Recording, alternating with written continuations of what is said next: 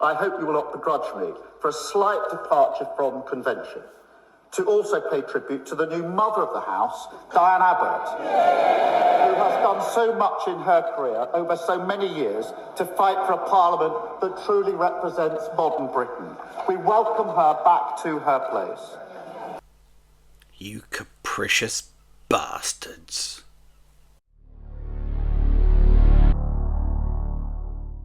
Hello, I'm Dr. Macclevoid. It's not my real name, obviously, but it was that, or I don't know, something like Techno Gusset, something along those lines. So, you know, I went with what was available. Nice to see you all again. I told you, didn't I? I promised you that I would be back after the election for some post-general election analysis and insight and wisdom. And whereas I'm fairly sure I can provide the analysis part, the others are open to interpretation, but I always, you know, keep my promises. That's why I'm here. If you don't like what I have to say about the 2024 general election, other commentary, other podcasts are available, but, you know, why would you want to go with those when they're hosted by people who either wrought austerity on the country and destroyed the economy and destroyed your life chances, or doctored a dossier that launched an illegal war that killed 1 million people? But don't let that persuade you. So, yeah, everything's changed, hasn't it? The world's changed since we last got together. We've got a new government, as predicted, by a landslide. We certainly didn't predict that they'd be elected on only 34% of the vote, however. That didn't feature in any of those mega polls, did it? That was a bit of a shock. Or indeed that turnout would only be 60%. 60%. It's almost as if looking at poll after poll after poll after poll, saying Labour are going to win with a majority of 200, 220. Tories are going to be reduced to 3 seats. One of the polls said that, 3 seats. It's almost as if people thought, fuck, it's not even worth bothering. Why should I get out of bed for this? It's a foregone conclusion. You see, if you tell people that, they'll believe you. That you might think is the problem with the polling industry. It sort of shapes perceptions of the contest. It essentially stages the battle before the war. People think they've seen it already. They haven't. The corpses are yet to be strewn across the battlefield. But we've seen it so many times, simulated so many times, we come to believe that it's already happened. It's a kind of madness, I suppose. So, the people believed the pollsters, so much so that they didn't show up. And that depreciated the Labour vote share quite considerably. And it gifted Labour's opponents this line, which is that it was somehow an illegitimate victory or a shallow victory or a landslide built on sand.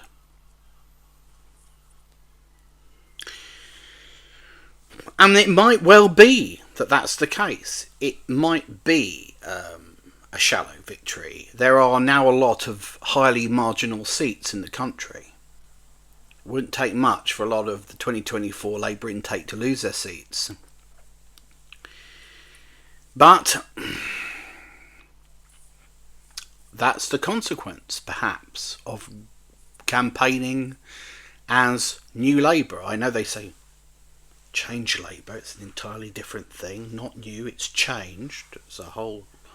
But we all understood, didn't we, on a nod and a wink, what old Keir Starmer was telling us. He was saying, using identical language to Tony Blair, may peace be upon him, that this was a changed, i.e. new Labour Party, and That's the way it was going to be. Like Blair, no policy detail, no substance, no intellectualism, no vision.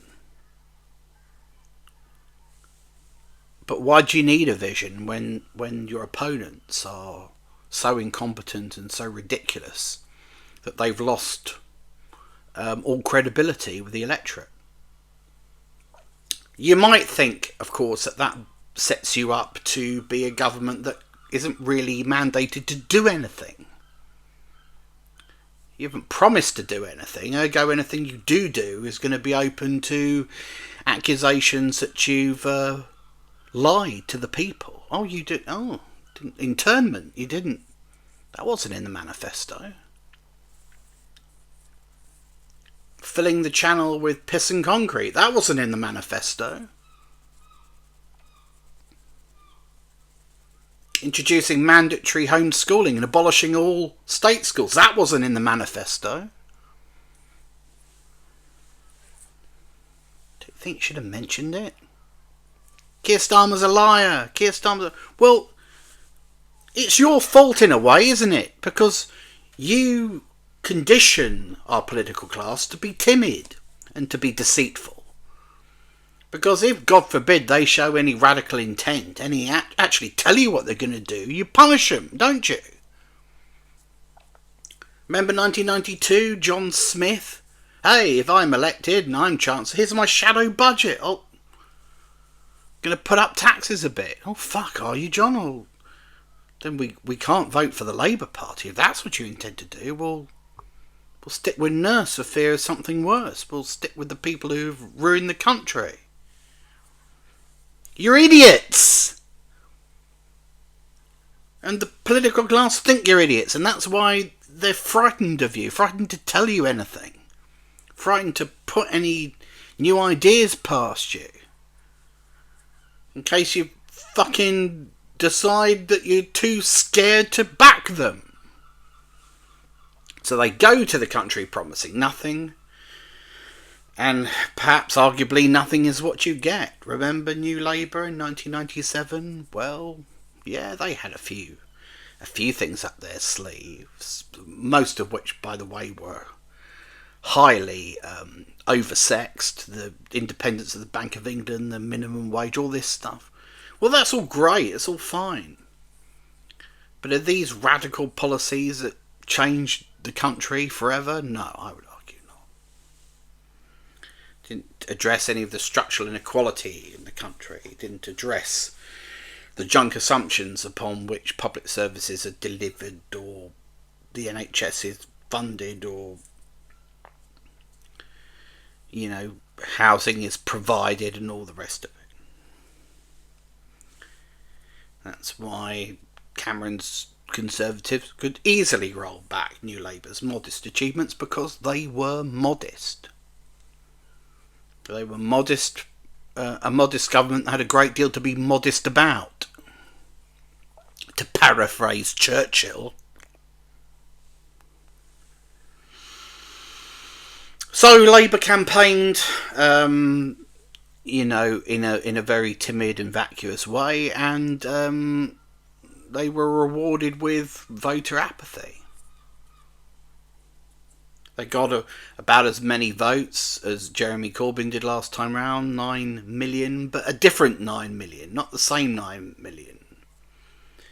You know, 9 million is about what Blair got in 2005. That's the 9 million they got. The people responding to a kind of bland Blairite ventriloquist act. Of course you get indifference. Of course you get apathy. I'm sure the people who did vote Labour had some degree of optimism, but the point is 40% of the electorate didn't even bother to show up.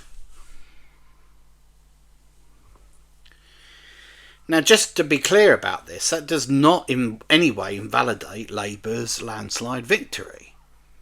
The only votes cast are the only ones that count.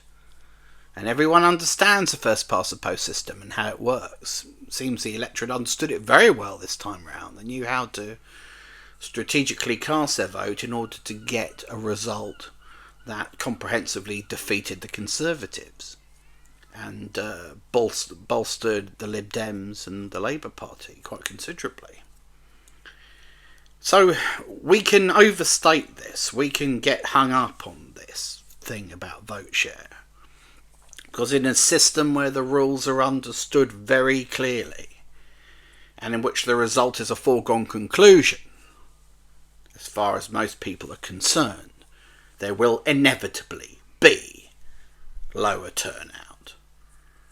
And a party can potentially win with a much lower share of the vote if its vote is efficiently distributed, as it was in this case. So it's not in any way illegitimate, but it does point to a certain lack of, well, it seems crazy to say that Keir Starmer didn't seal the deal with a majority of 176, for God's sake.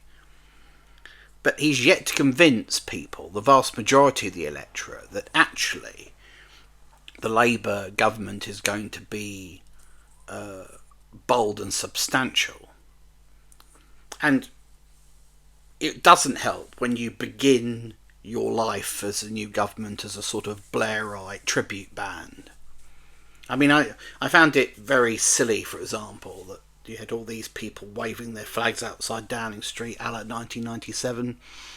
It was very amusing that Alistair Campbell said a bit earlier on the BBC, oh, they won't be doing that. This isn't 1997. It's a completely different political climate, actually. There isn't that sort of optimism, you know. He's not going, Keir Starmer wouldn't be that stupid, you know. This is a serious roll-up-your-sleeves government that's going to tackle the very serious problems that are being bequeathed to us by the Tories. There's none of that 1997 triumphalism or whatever. You won't see people waving flags outside Downing Street. 1 hour later, that's exactly what they were doing. Because old Keir, God love him, can't deviate from that Blairite script. But he's going to have to if he's going to convince people that they are a serious outfit with a serious programme for change. By chance, Keir Starmer has come to power on the back of the complete and total collapse of the Conservative Party in England and the SNP in Scotland. That's a once-in-a-lifetime chance alignment of the centre-left, realignment of the centre-left. It's not based on the fact that he's put forward a bold and radical programme which the whole country has got behind. It's based on sheer contempt and anger at the opposition, who've done such a terrible job and have been so arrogant and so complacent and so ruinous in their divisive social policies that they have been kicked out on their arse, as they should be. So Starmer's mission now, you might think, and if you do think this, you're correct, is to build from this position of parliamentary strength but relative electoral weakness and volatility in order to convince us that he should still be in power 5 years from now. The enemy is divided and bruised and beaten and unapologetically rightward. Will they stay that way? I mean, re-fuck with their 5 MPs. They're not going to last. They're probably going to join the Tory party before they fade away completely. Farage has got no interest in re-fuck as a real organisation. What he wants to do is lead a rebranded Conservative Party and take advantage of some of that historic grassroots support that still exists for a right of centre Conservative Party in the country. And if he can marshal that, he could become a united opposition. Because as long as the right remain divided, Labour, like the Conservatives did in the 1980s, will always come through the middle and win. So it may suit you, if you're on the left, for that to continue. But unfortunately, history tells us that eventually the enemy get their act together. And they will again. Trust me. So Starmer's got time, but not much time, in order to cement the government's radical and bold credentials. And in case you're thinking, well, why would he risk a majority of 176 by upsetting half the country? Well, one, he's never going to convince half the country to vote for him anyway. He may as well galvanise the left and cement his advantage, because he's been voted in on a nod and a wink and a jam tomorrow kind of prospectus, because there was nothing, piss all, in the one that he put to the country this time. You know, let's think about the Liberal Democrats, shall we, who've gone up to 72 MPs under Nyced Davey, on the back of bungee jumps and paddleboarding. Does anybody think that's a hard vote? That those 72 MPs are safe necessarily at the next election?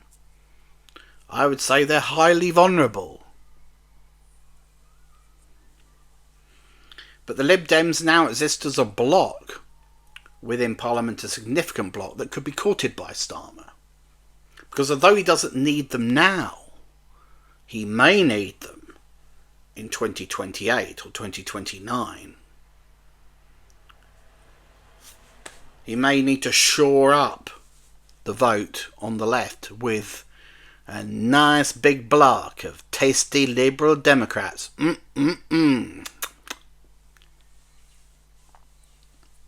But that means he's got to make a gesture to them, doesn't he? He's got to say to them and to us, hey, we can work together, because our direction of travel is the same. Mustn't do what Blair did and once one big just sort of say, fuck the Liberal Democrats, they're irrelevant. Irrelevant today. But we remember, don't we, what happened in 2010. The Liberal Democrats have been comprehensively alienated by the Labour Party, having been ignored for 13 years. And they took their revenge, didn't they? They joined the Conservatives in government under the Orange Liberal Nicholas Clegg-over, and the rest is history. That must not be allowed to happen again in future. What does a big gesture to the Liberal Democrats look like? I would say something like joining the European single market, reviewing the voting system with the possibility of having a referendum in the next Parliament. Crazy for a party to do that that's got a majority of 176, possibly.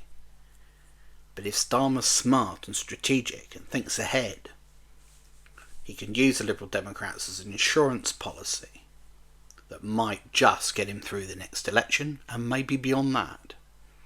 Because at some stage, they're going to be needed.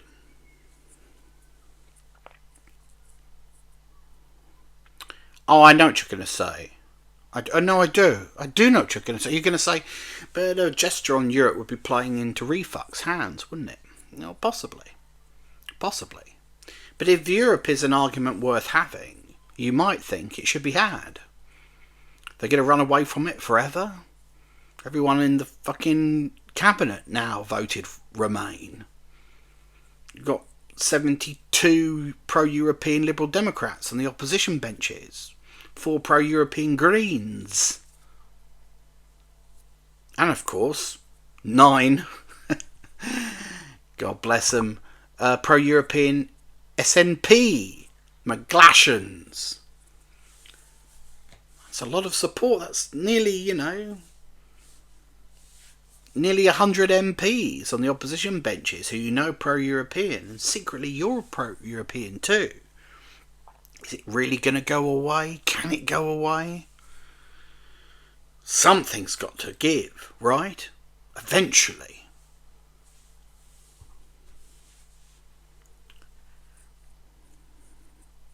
Are they not going to address Europe because they're afraid of Nigel fucking Farage? That Nimrod? No. Sometimes, if you believe in something, you've got to steamroll over the opposition. It's the only way.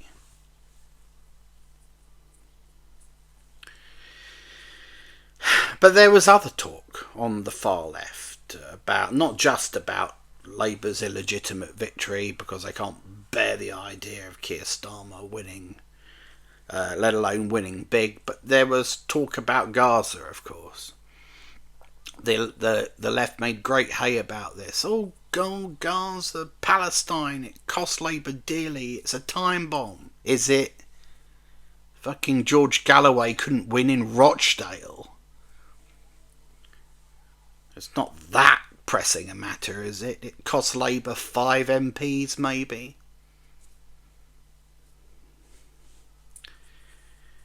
Isn't its salience going to drop over time? And on principle, you know, Labour can't focus on a global geopolitical and sectarian agenda. They have to be laser-like focused on the domestic. If you start to say it's okay to govern in the interest of what's going on in Gaza and Palestine, you're creating a very dangerous precedent. British politics should be about Britain. What we need. What's going on with us. Of course we have to make foreign policy decisions. Of course we have to try and have what Robin Cook used to call an ethical foreign policy. But not at the expense of the domestic agenda. Jeremy Corbyn's whole campaign in North Islington was about protecting Gaza. Well, what the fucking hell is that going to do for the people of North Islington? I mean, come on. This is juvenile stuff. Student politics. 98% of voters care about schools, hospitals, transport, housing. Any government that focuses on these things and does well will do well with the electorate. But if they get sucked into a sort of ideological culture war, identity politics kind of argument about, you know, Jews and Arabs in a far off part of the world, well, have that conversation by all means. But every hour you spend on it is an hour you're not talking about what you're going to do domestically. I suppose we have to finish by talking about the SNP. Poor old SNP. Their ugly nationalism flourished during the Tory years because the Tories had a sort of, I don't know, mirrored English nationalist outlook, and they were incompetent and stupid and ridiculous. And of course they marginalised Scotland during their time, despite making the terrible mistake of endorsing an independence referendum. And naturally, Scottish nationalism went quite far, got quite far. But it's still a minority concern in Scotland. It's never quite over 50% of the vote. So it's still a minority concern, despite the SNP's best efforts at indoctrinating Scots into believing that they and the Scottish people are one and the same. Well, that was certainly kiboshed in this election. The Scots, fortunately, have been shaken out of that delusion. Once again, a sort of Change Labour government is in power around the entire UK with tendrils in all 4 nations, as ideally it should be. I mean that the government should be represented in all 4 nations, not that it should necessarily be a Labour government. This is a studiously politically neutral show. It's not for me to say that. You might think it's not for me to say. But if you have real new Labour, change Labour, you don't need a sort of imitation, the Trojan horse version that was designed to introduce independence as an issue under the cover of progressivism. You don't need the fake New Labour when you've got the real thing in office. So that is the situation now. And again, it will be up to the new Labour government to consolidate their victory in Scotland by showing that they are serious about constitutional reform, about strengthening Scotland's position within the United Kingdom, and maybe one day even throwing it a bone it can't resist, like European single market membership. Independence is temporarily dead as a fringe political concern, but it still exists, of course, amongst the population, particularly amongst the young. It's a time bomb waiting to explode amongst Scottish youth. The only way you're going to convince those wee lads and lassies that they should junk their nationalist dream in favour of the Union is by demonstrating that the Union works for Scotland. Scotland's better off and safer within it, and that materially and culturally it would be insane to break off and be a sort of little monocultural globule at the top of what was once Great Britain.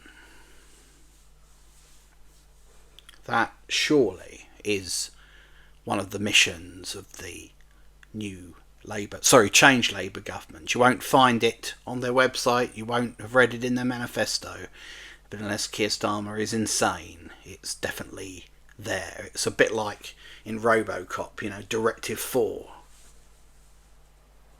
Well, we know what it is, don't we? So that's it. That was the 2024 general election. A strange one. The result was both preordained and surprising at the same time. It sort of went to script, but in some cases it didn't. Fewer people turned out than expected because they were told there was no point voting effectively. And yet, Labour still won a landslide. Would it have been better if they'd won a landslide on 40% of the vote or 43% of the vote? Yes. But we know how these things work. People show up when they think the result's going to be close. When they're galvanised against an ideological enemy that looks to be a real threat. People were galvanised in 1992 to vote in record numbers because of the perception that the whole thing was on a knife edge and there was a clear choice between two very different future governments. They were galvanised to vote in 2017 because of the perception that Labour was the wolf at the door and that the Tories' position was precarious and that Corbyn was in the ascendant, and both camps therefore turned out in record numbers. No one was going to turn out in record numbers this time, were they? With every poll telling them that Labour were 20 points ahead.